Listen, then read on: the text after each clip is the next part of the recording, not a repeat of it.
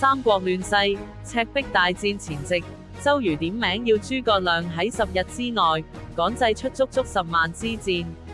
呢個根本係一個不可能嘅任務，但諸葛亮唔單止冇推遲，仲話3日就夠晒數。究竟呢位神算有咩驚天妙計去應對呢場死局呢？答案就係草船借箭。諸葛亮睇準大霧天氣同曹軍嘅疑心，佢派咗幾十隻用草人偽裝嘅小船，趁住天黑大霧駛向曹營。曹軍見到迷霧中嘅船影，以為敵人嚟偷襲，慌忙之下將所有箭都射晒落啲草人度。到咗第二朝天光，大霧散去，諸葛亮嘅船隊滿載住10幾萬支曹軍免費提供嘅箭矢，凱旋而歸。呢個唔單止係一場軍事勝利，更係一場絕佳嘅資源管理示範。